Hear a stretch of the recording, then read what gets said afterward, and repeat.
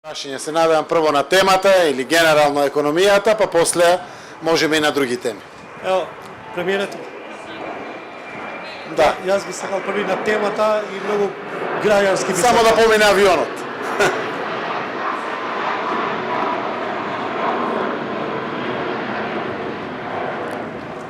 Добре, повелете. Да, јас би сакал на темата и малку по-граѓански, по-просто разбирливо би сакал да го поставувам. Спомнавте плати за високо квалификувани кадри кои ќе бидат до 2000 евра, но знаеме дека тој број на вработени се само десетина во целата зона или стотина за разлика од 1000 други кои што работат, илјадници други. Бидејќи имам и мои луѓе од семејство и пријатели, знам колку се платите. Колку ќе биде просечна плата на најобичниот вработен во овата новата фабрика, но и генерално во Тезат, бидејќи знаеме дека има плати и мизерни. Можеби не кај сите, но знам дека тука работат луѓе за мизерни плати. Прво во технолошко-индустријските развојни зони состојбите во последните години со нивото на платите е позитивно многу променето. На најслабо квалификуваните луѓе кои што ќе работат овде, просечната бруто плата е 889 евра, што значи просечно нето плата е 580 евра, или 65% од бруто платата за оваа фабрика која што е овде. За високо квалификуваните просечните плати се бруто 2000 евра, или нето тоа е 66% од бруто платата. Секако, просекот на платите во индустријските зони е повисок од државниот просек. Тоа не е доволно. Се согласувам. Државниот просек е некаде 470 евра во државата и се надеваме дека ќе продолжи да расте, затоа што се повеќе и повеќе се плаќаат нашите работници и затоа што не е услов за привлекување повеќе домашни или странски инвестиции ефтината работна сила. Никако. Туку посебни субституции и субвенции имат оние компании кои што дават повисоки плати и секако кои што отварат повисоки работни места.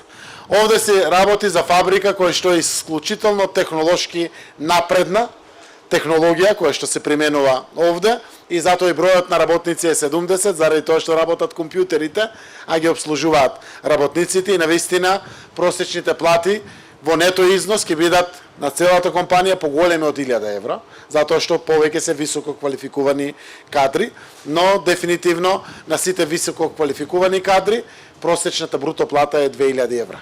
Така да, еден од главните приоритети кога зборуваме за економијата, инвестициите, економскиот стандард, а тој доаѓа доминантно преку платите. Гледате дека процентот на невработени паѓа, се повеќе има побарувачка за квалификувана работна сила, ќе ја добија тој што ќе ја плати повеќе и ќе ги обезбеди повеќе условите. Јас се согласувам со вас, се уште имаме граѓани со потценети плати, но нема ниту еден со под 15.270 денари, колку што е законскиот минимум. Се надеваме дека со одминување на пандемијата, а мора да заврши еднаш оваа пандемија со вакцинирањето, дека ќе можеме да направиме дополнителен пуш и позитивен притисок економски, некаде со доминантно и со поддршка на владата, за да и минималните плати и севкупните плати во државата продолжат да растат. Ако нема за тема, имат за темата? Чекај. Добар ден, премиере, вака. Значи, моето прашање е поврзано со Авганистан со оглед на актуелната состојба и тоа што се случува таму. Има ли државата некаков конкретен план што ќе прави со оние кои доаѓаат тука? И на доврзување ново прашање, дали ни се заканува нов мигрантски бран? Прво, мора да и дементираме сите шпекулации за бран на бегалци, за бран на, не знам, можни терористи или било какви застрашувања према државата. Прво се работи за отвореното прашање сме луѓе или не сме луѓе. Скопје, Северна Македонија примила помош од целиот свет секаде. Тоа што го паметиме е земјотресот од 63 година во Скопје, Авганистан е еден од првите донатори на универзалната сала или слично. Се работи за луѓе кои што биле локал став и поддржувачи на сојузничките армии, вклучително и на нашата македонска армија во Авганистан, затоа што нашата армија од 2002 година во сите мисии сојузник со НАТО силите во Авганистан. Се работи за миротворци, активисти за човекови права, се работи за новинари, се работи за жени, се работи за студенти, се работи за интелектуалци луѓе, кои што треба да помогнеме во услови кога се под стравот да бидат одземени животи. Затоа никој не побара од нас. Ние сами се понудивме. И бевме една од првите земји, заедно со Албанија и први земји, кои што се понудивме на нашиот стратешки партнер, кој што е главен координатор, секако тука и НАТО, да превземеме и споделиме дел од одговорноста, од човечноста, од хуманоста во последното освојување на Кабул, заземајки го целосно Кабул од страна на талибанските сили. Секако, како што соопшти владата, ние донесовме веќе одлуки, а тоа е, ќе ги прифатиме сите овие граѓани, кои што доаѓаат на однапред објавени листинзи со нивните податоци комплетно. Тоа се луѓе кои што биле локал стаф или асистенти од локалното население на Обединетите нации и членови на нивните семејства, на Националниот демократски институт, на Отворено општество фондацијата, на капата на националните организации на Соединетите Американски држави НЕТ и така натаму, се работи секако за високи интелектуалци. И како што кажав, тоа е на крајот и нашата обврска, учествувајќи заедно со западниот свет, е прашање на принцип, е прашање на човечност и прашање на хуманост. Ќе ги пречекаме сите тие граѓани кои што веруваме од следните денови дека ќе дојдат во нашата земја, на аеродромот, ќе им понудиме сместување. Државата донесе одлука, државата да го плати превозот од аеродромот до хотелите, ќе бидат сите сместени во хотелите, веќе се направени аранжманите, се договарат конкретните договори со сите хотели. Ќе се овозможи бесплатна вакцинација на тие што немат вакцини, затоа што најголем дел од нив работеле во овие институции, имат вакцина. Ќе се направи бесплатно ПСР тестовите и ќе им се понуди бесплатен здравствен преглед и на децата, и на жените, и на сите кои што доаѓаат овде. Трошоците за нивното сместување, соодветните институции и организации ќе ги платат и Соединетите Американски држави, но владата донесе одлука да биде готова да превземе дел од тие трошоци и после ќе бидат рефундирани, затоа што се работи за достоинство, за работи за капацитет на нашата држава и јас верувам дека сите институции ќе ги покажат своите капацитети во споделувањето на човечноста, така да ја кажам, со целиот западен свет кој што се вклучи. Сакам да бидат горди нашите граѓани заради тоа што учествуваме во една ваква хумана мисија и сакам да бидат посебно горди затоа што бевме една од првите две држави кои што се вклучи со Соединетите Американски држави и поттикнувач и охрабрувач на многу поголеми европски или демократски земји кои што се исто така наши партнери. Премиере, ова е повеќе технички детал за тоа што веќе го говоревте. Меѓутоа, дали можете во овој момент да ни кажете дали таа бројка од 450 афганистански државјани кои ќе дојде во Македонија е конечната бројка, кога може да се очекуваат тие граѓани и дали тие ќе дојдат со еден лет? Не, се очекуваат повеќе лета да бидат. Тоа што досега е потврдено го потврдуваме како 450 луѓе. Може да се јават дополнително 50, 70, 90, како ќе го потврдуваме, така ќе го соопштуваме во јавноста. Капацитетите се огромни, досега има хотели кои што понудиле поголеми капацитети, по 200, по 300, по 400, по 150, по 70 луѓе и така натаму и така натаму. Апсолутно се работи за луѓе со своји квалификации и верувам за временото нивно задржување колку што ќе се во Северна Македонија, ќе можеме да направиме и општествен ангажман, односно нивно пред се здравствено и секакво згрижување, но секако и општествен ангажман.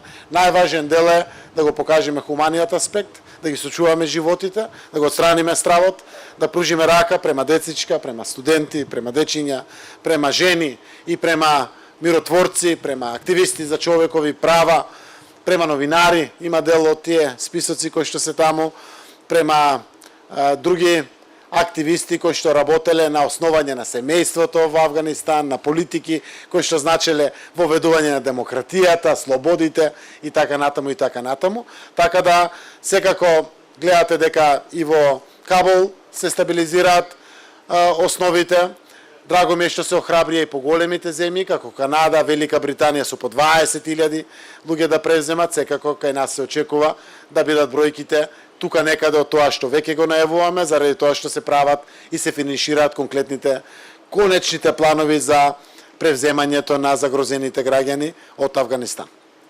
Премиере, јас имам две прашања, едното е поврзано со пописот, другото со Бугарија. Во однос на пописот, дали со оглед на зголемениот број на заразени со ковид и намањето доволен број на попишувачи, владата размислува да се одложи стартот на пописот? А второто прашање е членот на мешовитата комисија со Бугарија Топалов денеска изјави дека Македонија е таа која не сака во Европската Унија, а како алибија има Бугарија. Добре, вака прво пописот е веќе договорен, после барање на сериозен учесник во нашето општество, тоа е најголемата опозициона партија ВМРО ДПМН. Толеранцијата и доблеста владеачките партии на чело со Социјалдемократскиот сојуз тоа го прифатија и одложивме пописот кој што ќе се спроведе од 5 септември до 30 септември. Овие денови на пресекот на одморите 15 август се прават дополнителни напори за да можат граѓаните да се пријават за попис. Ја користам оваа прилика уште еднаш да апелирам до граѓаните. Примањата се од 25.000 до 45.000 денари за овие 25 дена работа. Апелирам граѓаните, посебно во општините кои што Завод за статистика ги објавува, каде што има дефицит на луѓе, да се пријават, за да може да се заокружат навремено сите бројки. Јас верувам дека ќе имаме доволно попишувачи. Општествено апелирам до сите, дали се тоа институции, дали се приватни фирми, пред се кон граѓаните, но и политичките субјекти да помогнат во обезбедувањето на вкупните бројки на попишувачи. Уште еднаш потенцирам од 25 до 45.000 денари е приход за тие попишувачи за 25 дена анкетирање. Деталите ги кажа директорот на Заводот за статистика, така да пописот не само што не смееме да размислуваме за одложување, тоа е наша обврска, наша должност. Сите сме заедно во оваа работа, еве и опозицијата со своите барања е прифатена, вградена внатре, сите да спроведеме попис, заради тоа што тоа е статистичка операција, која што е насушно потребна за сите наши економски планови и предизвици пред се и над се кои што ги имаме пред нас и конечно после 20 години да ја спроведеме како статистичка операција. За второто прашање, прв пат слушам ваква изјава, ама еве коментар на тоа што е кажано. Нема поголема стратешка аспирација за нашата земја од членството во Европската Унија, кога веќе ја исполнивме втората еднаква по важност, членството во НАТО. И ние продолжуваме на сите можни начини да ја европеизираме нашата земја, да ја носиме земјата на целиот овој европски пат со нашата желба, сон, еден ден да бидеме полноправна членка на Европската Унија.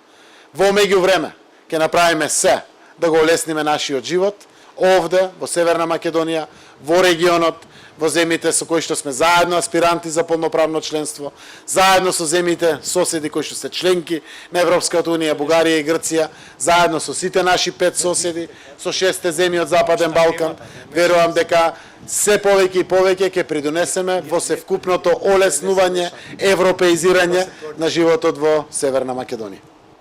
Благодарам. Повелете. Премиер, јас би имал уште две прашања надворно или од темата зашто сме тука. Првото е дали има некој договор со опозицијата во врска со личните карти кои што закон треба да се донесе, бидејќи има илјадници граѓани кои што веќе не можат да прават ажурирање на трансакцијските сметки во банки, што значи дека не можат и да вршат уплати, исплати, плати да добиваат и така натаму. И во интерес на времето и другото прашање, значи за изборниот законник кажавте дека нема да има измени после борба, условно да кажеме така, за да има измени, отворени листи и така натаму.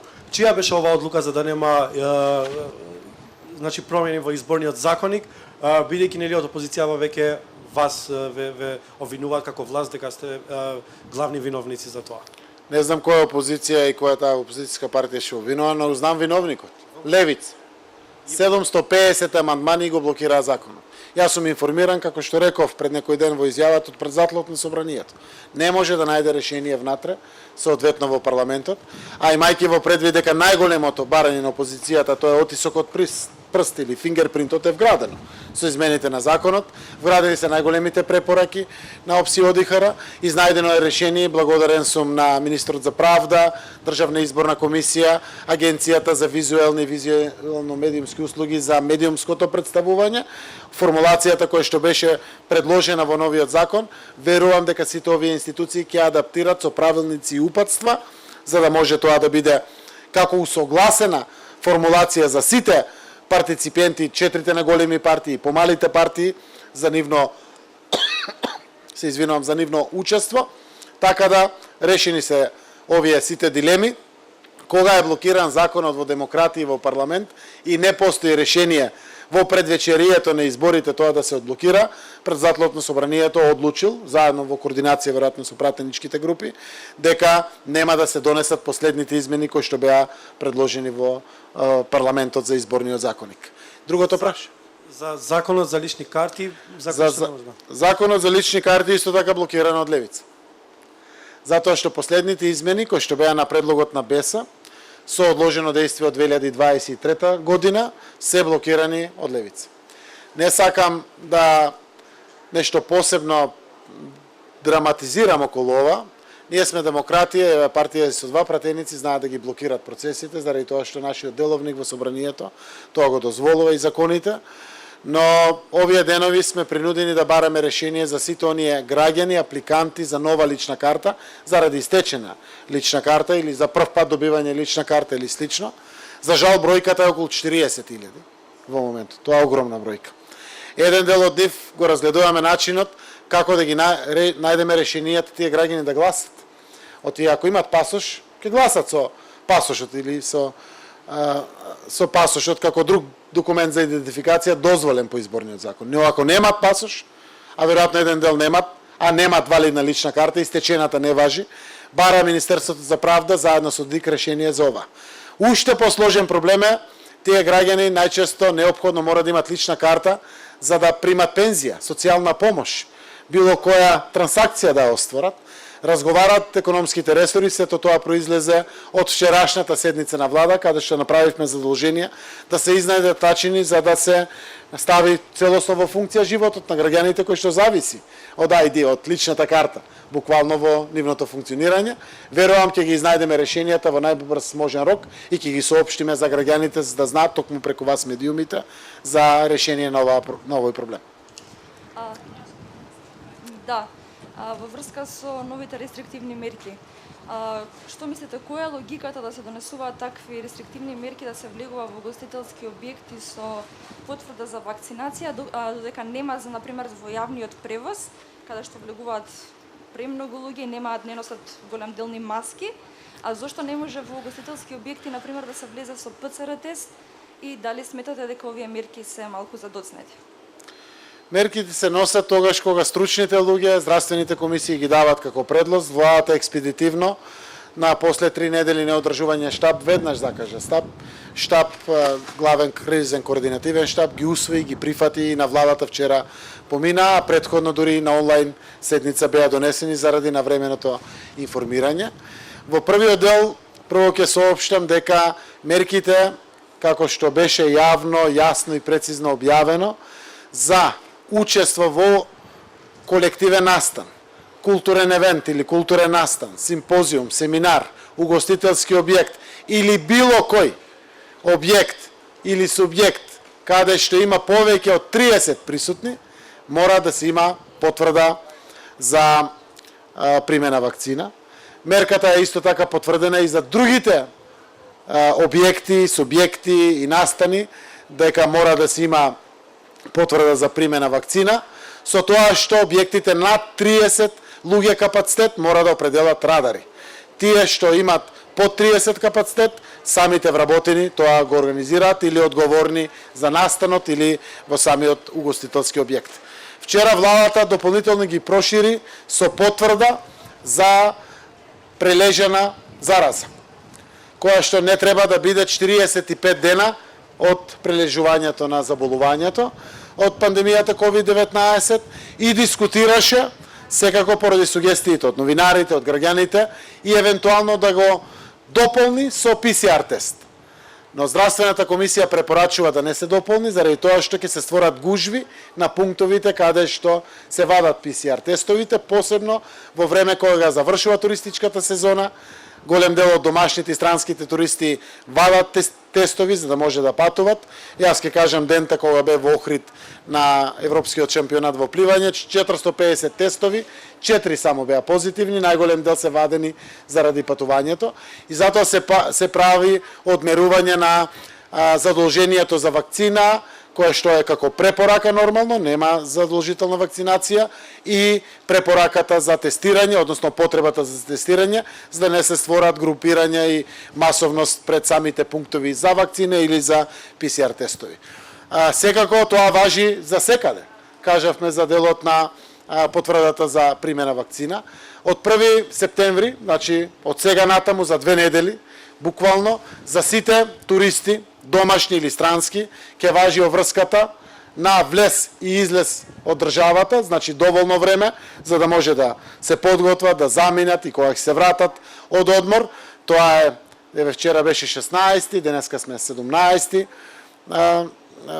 и 18 е денеска, среда, како одминуваат деновите, се некаде без малку 2 недели, доволна можност да сите ја осознаат мерката и да ја применуват за задолжителна потврда за примена вакцина, задолжителна потврда за PCR тест или задолжителна потврда за прележена зараза за сите што излегуваат и влегуваат. Секако тоа се предлози на најстручните луѓе од државата. Здравствената комисија, владата дискутираше и буквално ги прифати сите како предлози.